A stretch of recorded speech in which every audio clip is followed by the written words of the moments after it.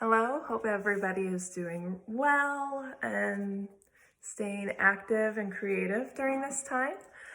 Today we are going to talk about drawing. So this is something really simple that we can do at home because we all have paper, we all have pencils or pens, and we all have objects around the house.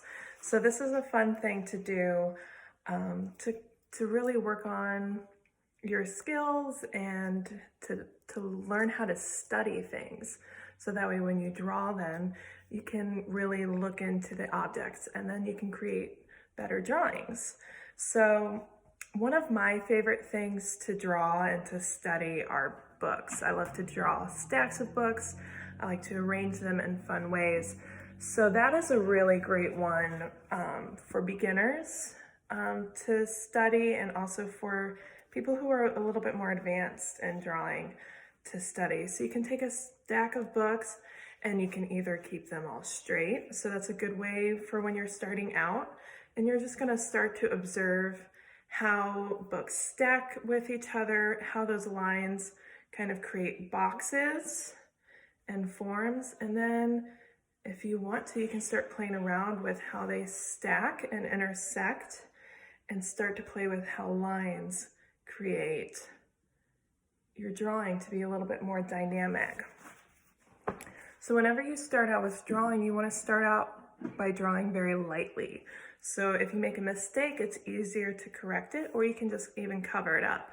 So this is kind of how the beginning of a book drawing starts out. It's just using those lines. And then once you get all your basic forms down, then you can start to go in with detail. And sometimes less detail is more, because I know that it would be really easy to want to draw every individual page, but really it's more of a shadow, more of a coloring in than just trying to get every line.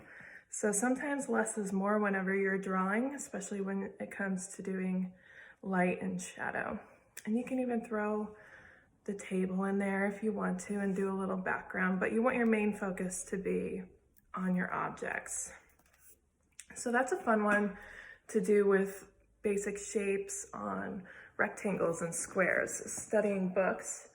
Another great thing to use when you're doing still life studies is fruit. So you can start off with some fruits. You can even create kind of a still life setting, and you can do various fruits and shapes that way. One of my favorite fruits to draw is a banana.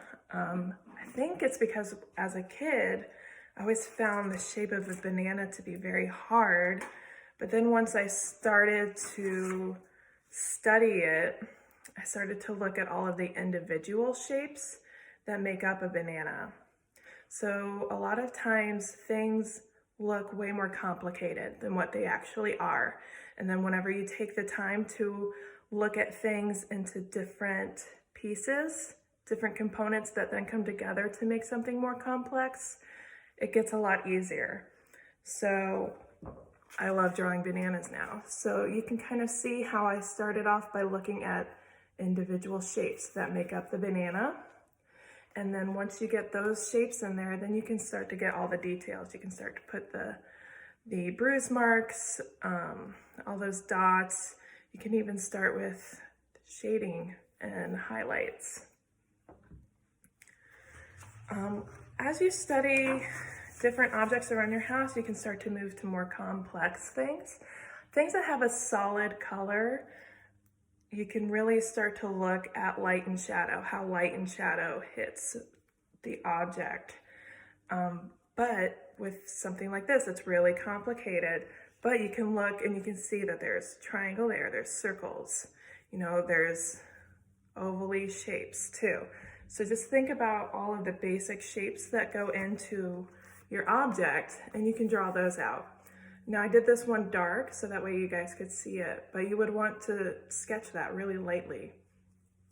And then once you get your shapes down, you can start to go look at how the light and shadow hits it. So the lighting that I did this on was a little bit different, but you get the idea of how the light and the shadow will hit those objects, and you can start to play around with that. So I encourage you guys to do maybe like 1 to 5 drawings a day, and they can just be little quick studies, just trying to get those shapes down. And then you can even do ones that really dive into studying this light and the shadow for those objects. So when you do light and shadow, things in the shadow, those get pushed back in your page. So the shadow pushes back and highlights, they bring things forward. So that's how you get those kind of realistic looking drawings. So you guys can practice. You guys have lots of time to do that. So share your drawings with us, share your studies, and I hope you guys have a really great day. Thank you so much.